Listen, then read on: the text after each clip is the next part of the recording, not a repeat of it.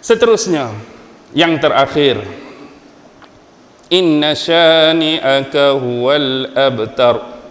Dan sesungguhnya orang yang menghina, yang membenci kamu, wahai Muhammad, dialah yang terpotong, dialah yang terputus.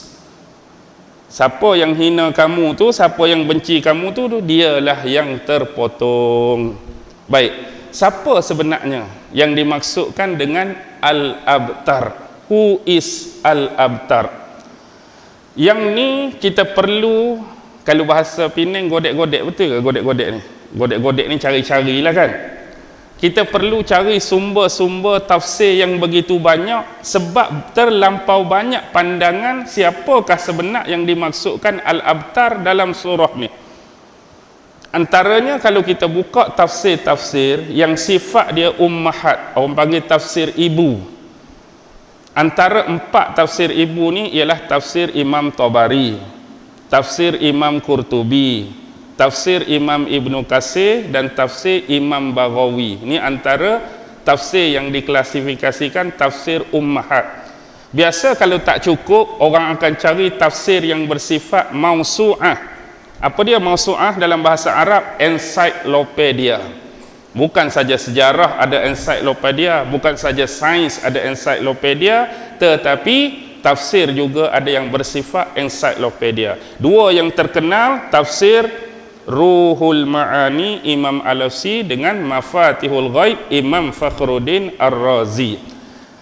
Daripada banyaknya tafsir ni, ada 5 nama naik. 5 nama naik. Pertama, ada yang mengatakan al-abtar tu merujuk kepada Abu Lahab. Merujuk kepada Abu Lahab. Yang kedua, lebih kurang lah perangai sama dengan Abu Lahab. Seorang lagi Abu apa? Abu bukan Abu Nawas. Abu Nawas tu cerdik. Abu Jahal. Abu Lahab satu, yang kedua Abu Jahal. Yang ketiga Ka'ab bin Al-Ashraf.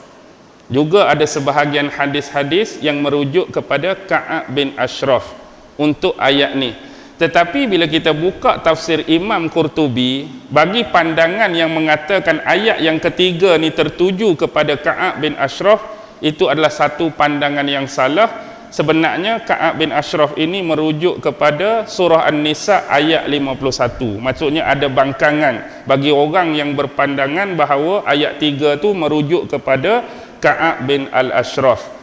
Manakala yang keempat, ni pandangan yang tersendiri daripada Syamru bin Atiyah. Dia kata lelaki ni nama Uqbah bin Abi Mu'is. Tetapi yang terkenal dan dominan, al-abtar ni merujuk kepada Al-As bin Wa'il. Siapakah dia Al-As bin Wa'il ni? Baik, sebelum kita bincang Al-As bin Wa'il ni, kita nak tahu apa sebenarnya maksud al-abtar. Batara dalam bahasa Arab ni bermaksud terpisah ataupun terpotong. Terpisah, terpotong.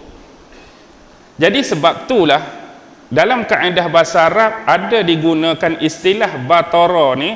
Sebenarnya orang-orang Arab jahiliyah guna batara ni untuk mendefinisikan binatang-binatang yang jenis cacat melalui kaedah terputus ekor dia.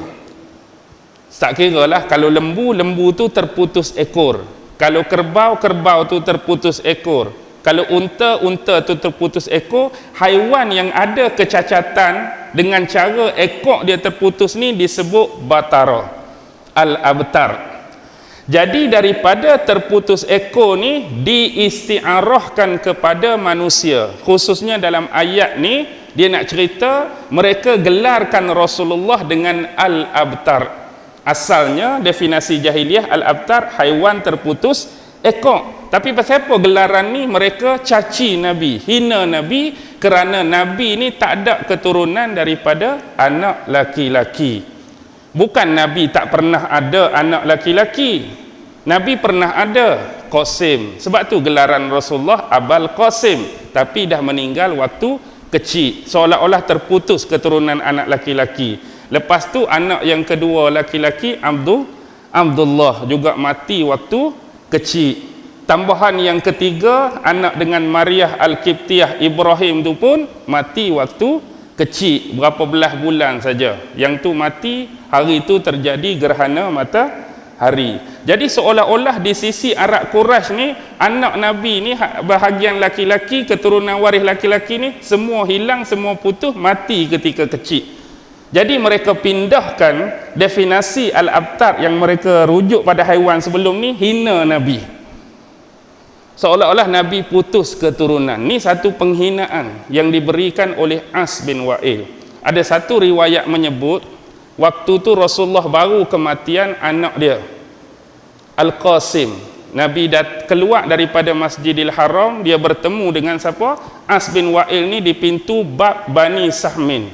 Siapa yang pernah pergi Mekah, memanglah pintu Masjidil Haram ni banyak. Babus Salam lah, bab tu bab ni salah satu bab Bani Sahmin. Jadi Rasulullah keluar, jumpa dengan kawan tu di situ. Lalu dia kata apa? Butira Muhammad. Butira Muhammad. Maksudnya Muhammad ni orang yang terpotong, orang yang terpisah. Sebenarnya ungkapan ni untuk hina Nabi kerana anak Nabi yang nama Qasim tu baru meninggal dunia. Jadi Nabi ni terputus keturunan, belah anak laki-laki. Sama macam waktu mereka halang Nabi berdakwah, kalimah yang hampir sama digunakan. Bila Nabi nak masuk dekat, nak ceramah, nak bagi dakwah, mereka sebut intabir minna Muhammad. Orang Arab dia guna intabir, batara juga, maksudnya jauhkanlah. Kalau bahasa kampung, tak payah masuk dekat lah, pergi main jauh-jauh, tak payah masuk dekat, maksudnya pisahkanlah diri kamu daripada kumpulan kami, tak mau dengar dakwah Nabi. Ataupun istilah Arab juga menyebut rajulun ubatir, rajulun lelaki, ubatir bi dhammil ha, atas alif tu dia pakai dhammah. Ni merujuk kepada seorang laki-laki yang terputus kemaluan dia ataupun sememangnya dipotong. Bahasa mudah, kena kasih. Pernah dengar tak bahasa? Faham tak kena kasih? Kalau kita tengok zaman dinasti-dinasti Cina dulu, siapa yang nak berkhidmat untuk menjadi pengawal istana dalam istana Maharaja Cina, salah satu syarat dia kena potong dia punya anu tu.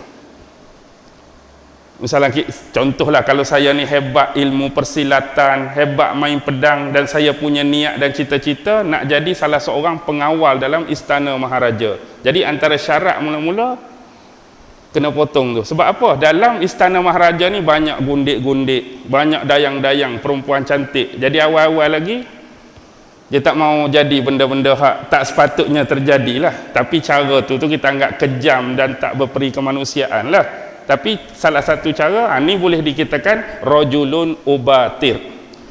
Bahkan kalau nak kaitkan kalimah ni, salah satu pedang Nabi, apa yang tuan-tuan teringat? Nama salah satu pedang Nabi hak boleh kait dengan perkataan ni. Dah dengar tak satu pedang Nabi nama Al-Battar?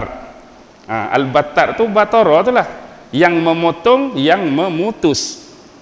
Walaupun nama dia Al-Battar, memang sifat pedang tak nama Al-Battar tu memang potong, memang putus. Tapi nak habaq di sini, salah satu tu Rasulullah letak Al-Battar. Batara juga, yang memotong, yang memutus.